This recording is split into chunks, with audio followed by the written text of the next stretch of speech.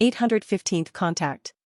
Friday, July 29, 2022, 9:17 HRS. Billy. And again we are back, like last time. Although we have not been gone for long, it is possible that I was being looked for. There is no one here except Bernadette, Mark and Jacobus, which is why I have to look after the building and, as usual, supervise the outside work. Unfortunately, this takes a lot of time away from me, consequently, I can only do my writing work intermittently. And this is further hampered for you by the energies that have become independent and hinder you in your work and can become additionally hazardous to your health.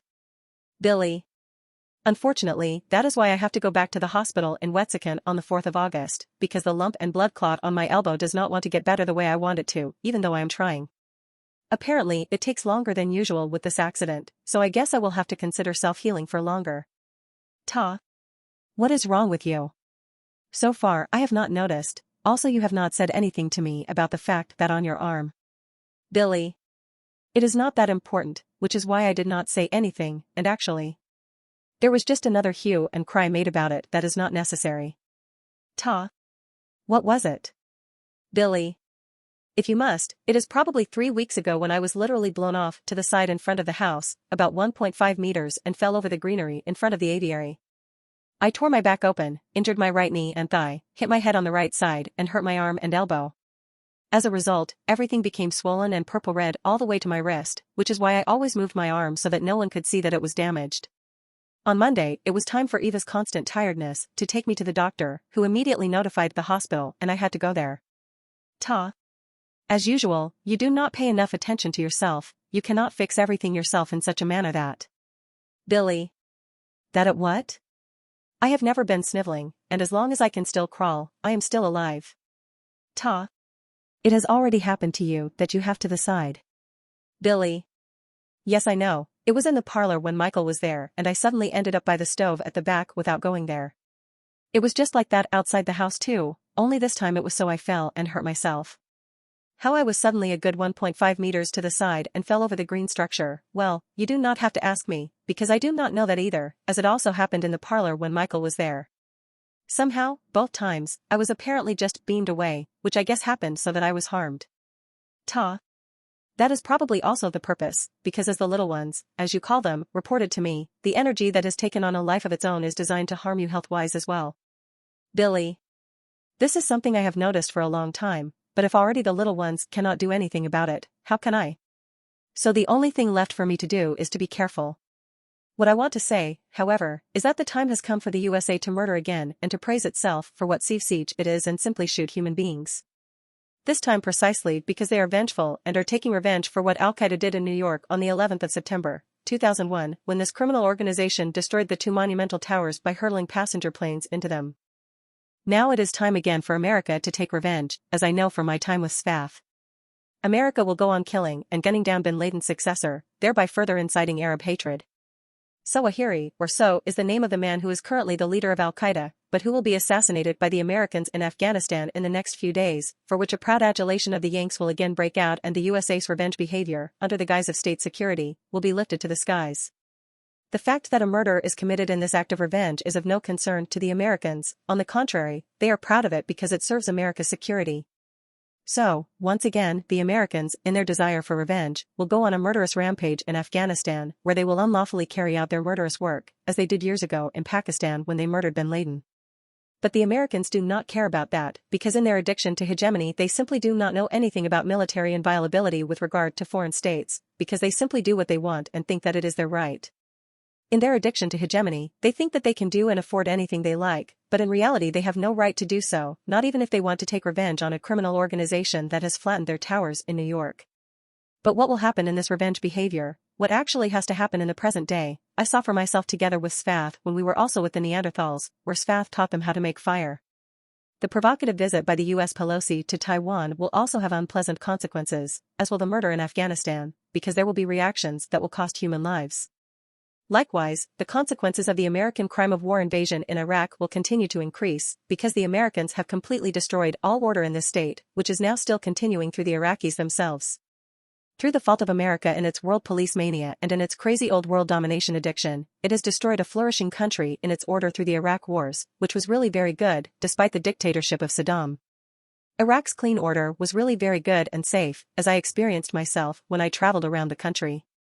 But the Americans have destroyed everything as a result of lies, world police mania, world domination addiction and war lust, as they are now also trying to do in the Ukraine war together with their lackey Zelensky, who is in bondage to them, against Russia.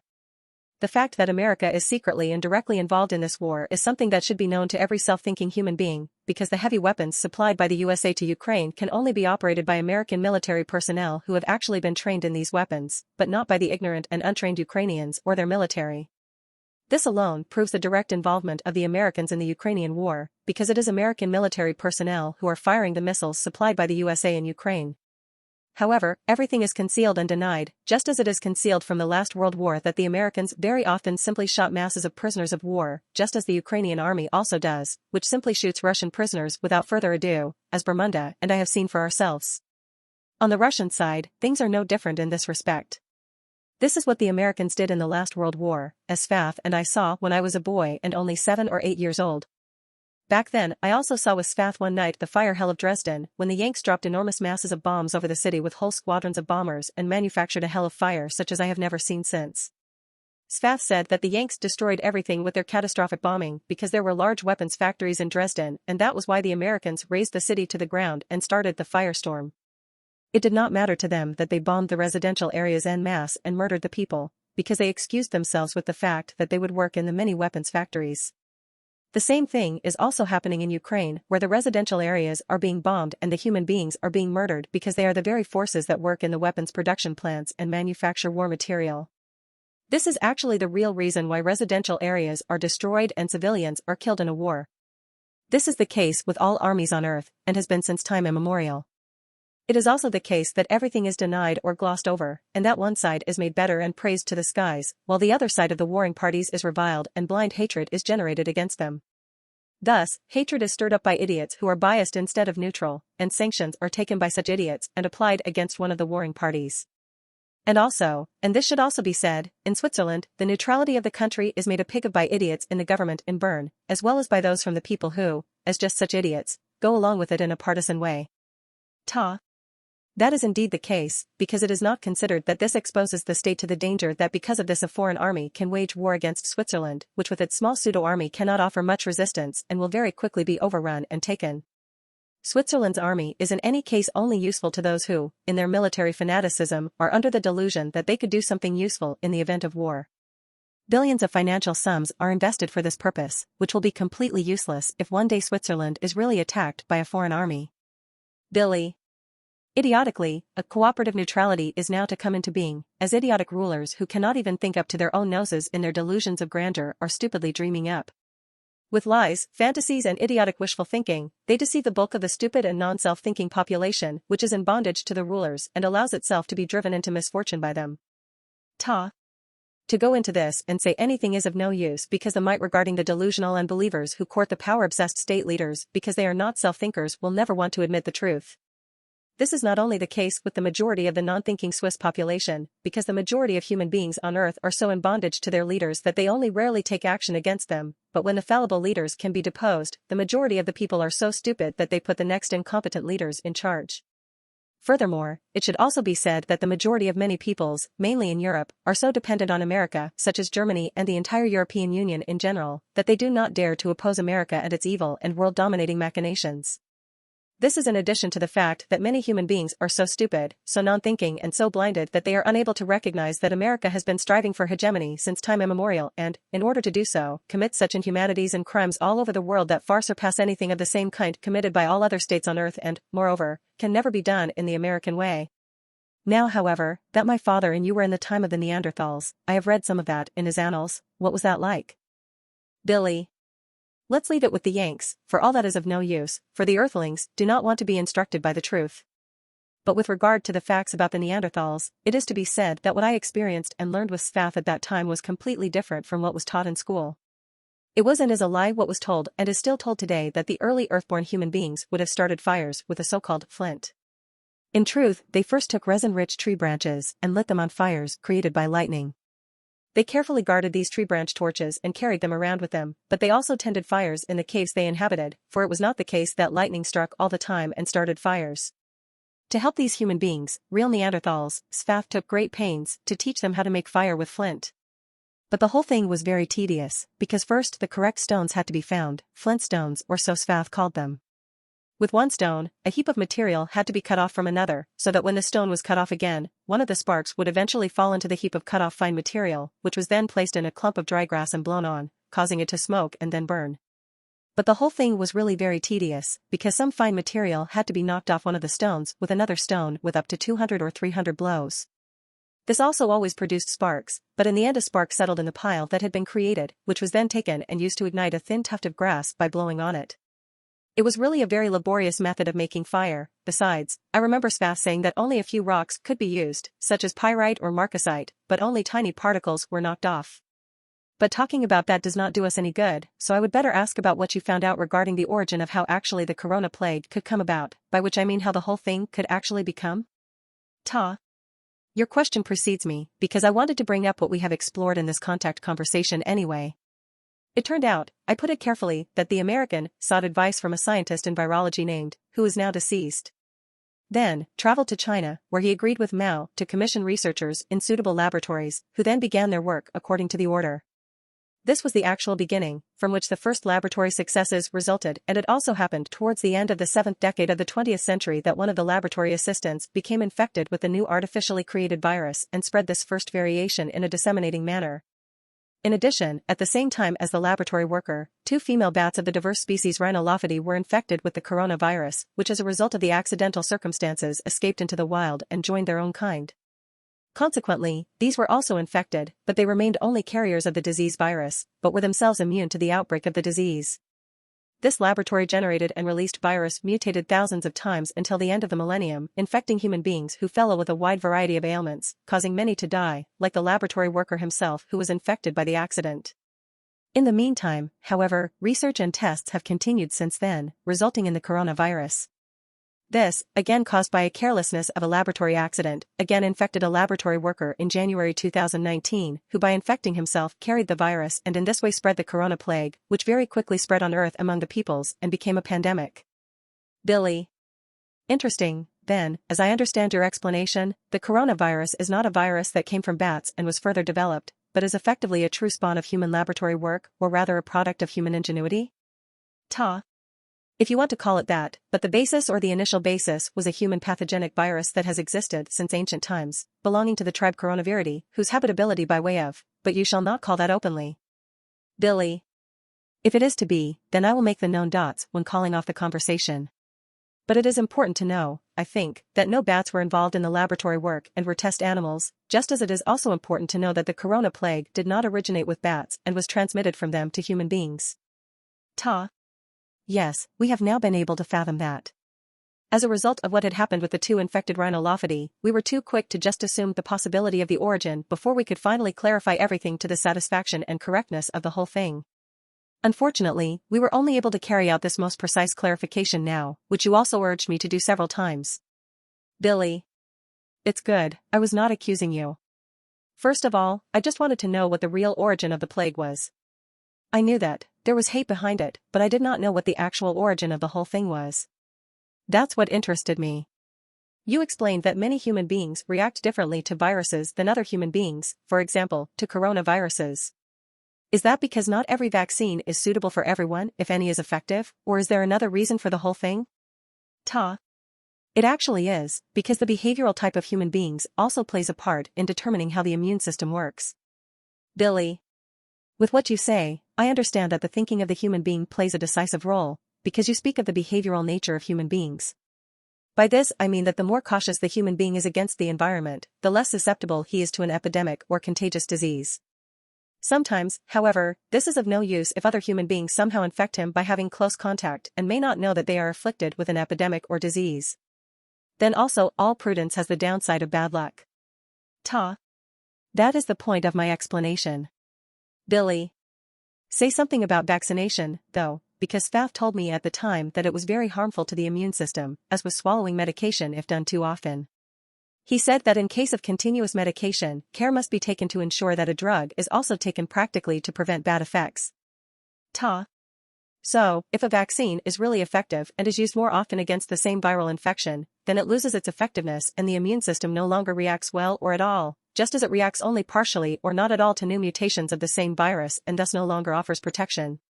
A vaccination twice is acceptable for the immune system, but already a third vaccination within less than 12 months is usually already too much and can no longer prevent a new infection. The reason for this is that if the immune system is vaccinated too often for a particular viral mutation, it loses mobility and the vaccine becomes ineffective. This is true for any human being of any age, so there is no difference between a child, an elderly human being or a human being of any age. If a vaccine is used, provided that it is really effective, then it must be used in a targeted way, just like any other medicine, and care must also be taken that it is used with moderation and purpose, and therefore not too much. This is particularly important in the case of vaccines, because they have a spreading effect and can very quickly impair the immune system by overloading it if too much of a substance is administered. The reason for this is that a dependency develops very quickly, which weakens the immune system, which is usually not noticed by human beings, which is why they can be infected again, even though they have been vaccinated several times against the same virus. The fact that recently on Earth everything of medicine and thus of vaccinations is very much directed towards the original mutation of the coronavirus is wrong, because the vaccines, which are already half valid anyway, are unsuitable for the new mutations of the plague. The immune system reacts dismissively with regard to the new mutations, whereby the mutations are simply and irresponsibly called variations, which are in fact new mutations.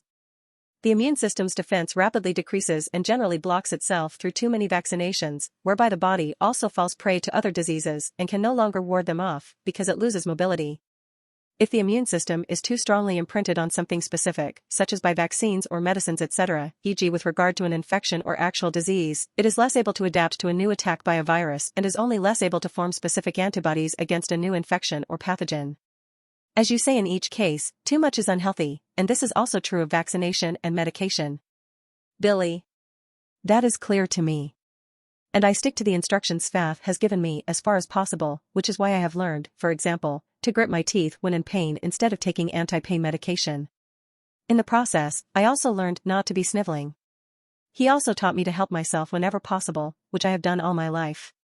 When I was thrown by two ponies 3 or 4 years ago and broke my right shoulder, the surgeon at the hospital told me that a new socket and ball joint would have to be fitted. However, when the assistant doctor explained to me that I would not survive the operation due to the circumstances of my heart conduction operation, I traveled from the hospital and fixed everything myself. Today I'm glad I did, because I can use my arm again as I did before, when everything in my shoulder was so broken and fractured that, well, it's just working normally again. Eva, she had a bad fall and suffered the same thing as I did, and Michael, who had a bad fall on his bike, suffered the same thing. Both had to undergo the operation, and both can no longer use their arm as fully as they used to. However, my self-healing brought back my full freedom of movement of the arm. But what interests me now is how a teratoma actually comes about in human beings. Could you explain that to me? I do not take what our medical science says about it at face value. As Fath explained to me, it is a so-called trapped fetus that is misguided or has wandered astray, a twin fetus, so to speak, which can settle anywhere, and may even move into the brain of a human being, although this is very rare. Very often such a twin fetus is not recognized at all, but only when it grows and becomes noticeable through pain. At least that's how your father explained it to me, if I remember correctly. You as a doctor, can you, please, refresh my old memory with an accurate explanation? Ta. I can. My father must have explained to you correctly what a teratoma is and how it develops, because he also had a medical education.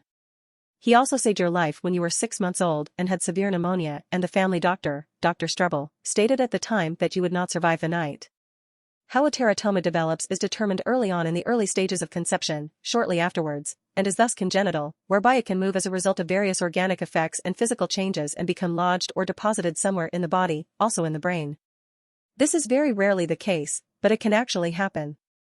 First, the developing teratoma is so tiny that its developing existence can only be determined with special equipment, which, however, is not yet available to earthly medicine on Earth. Consequently, the whole thing cannot be determined in its real origin for a long time yet. This will only be possible when the corresponding development makes it feasible. A teratoma, which has astonishing characteristics, is an autonomous structure or an autonomous ulcer in the body of the human being, which has an inner independence of development and thus its own administrative unit, if I may explain it this way.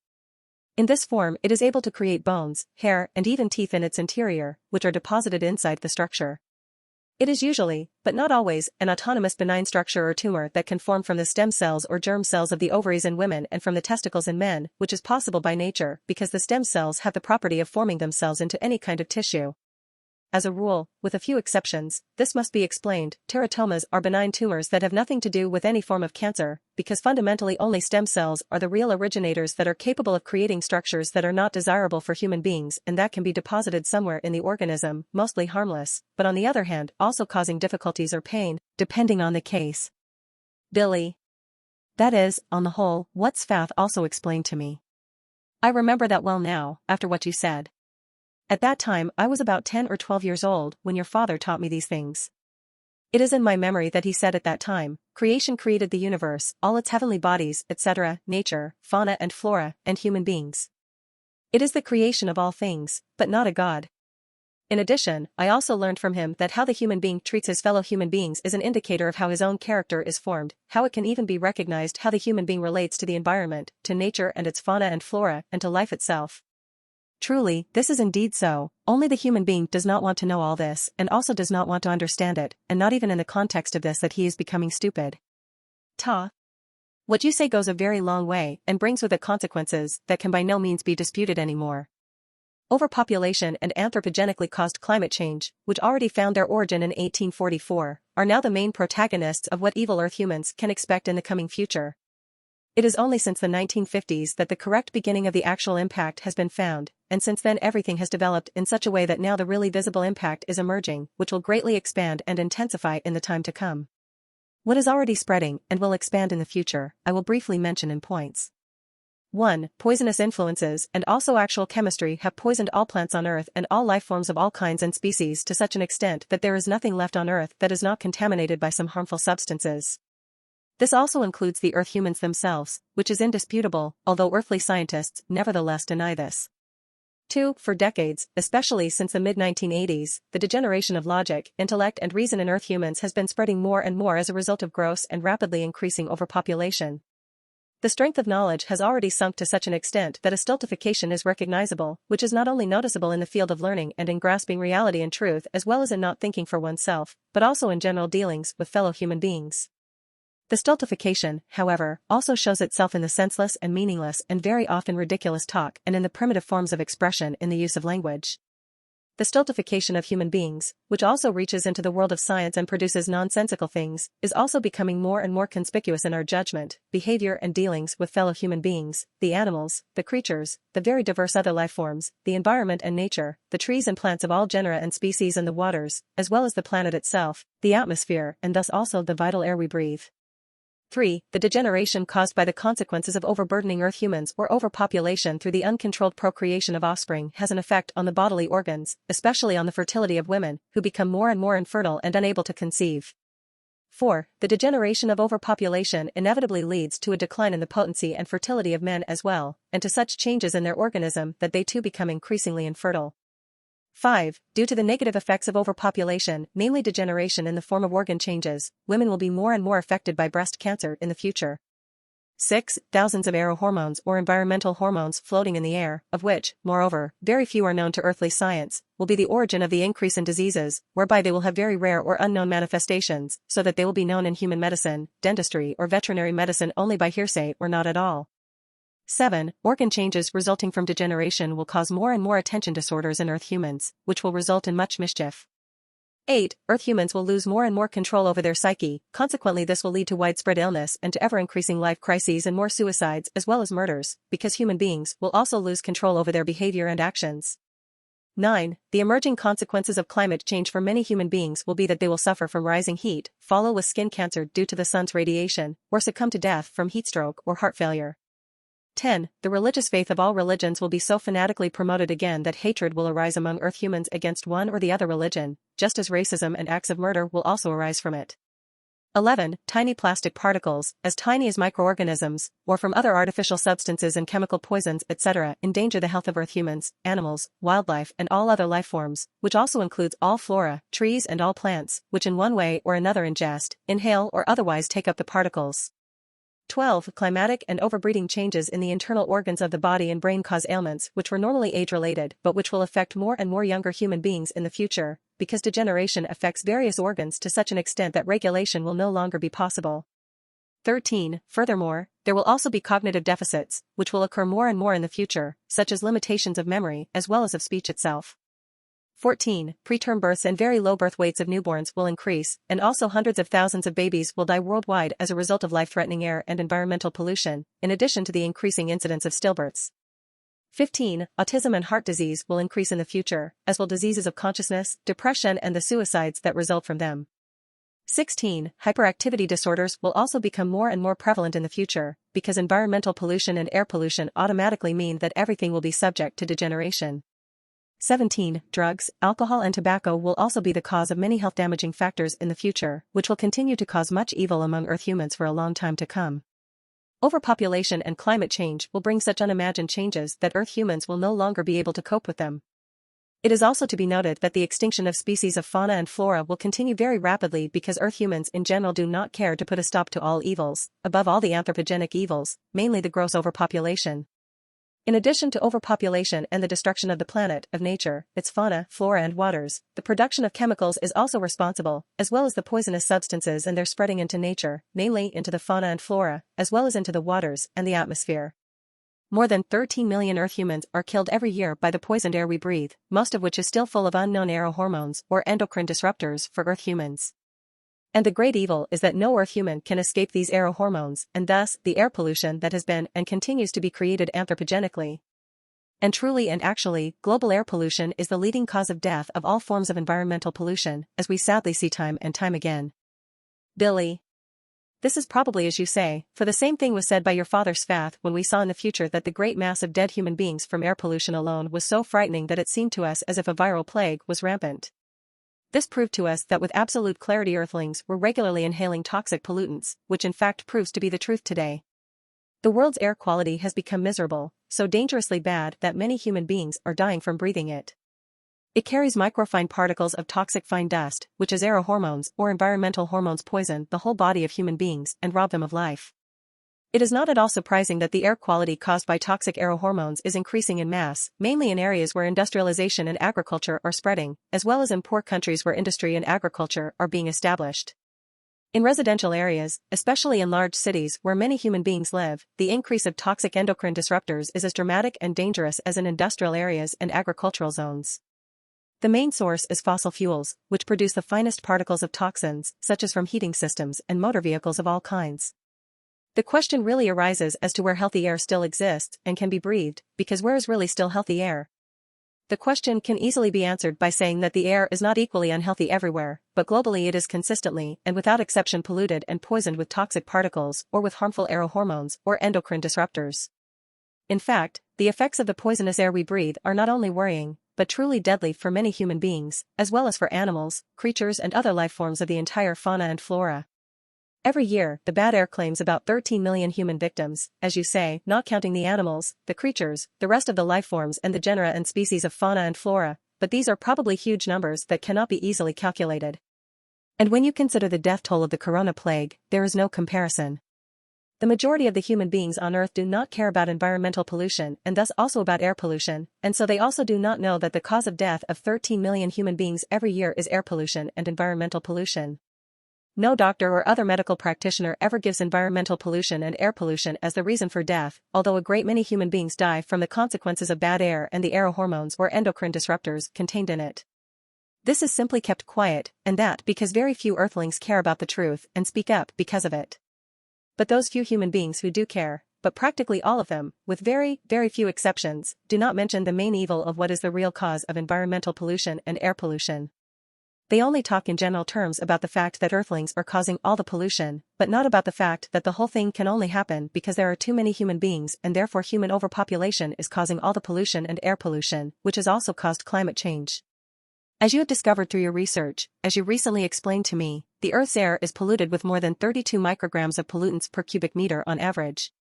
However, pollutants in the air are not just about defining them, because on the whole, the bad air we breathe, contaminated with chemical toxins, causes a whole range of ailments and even death.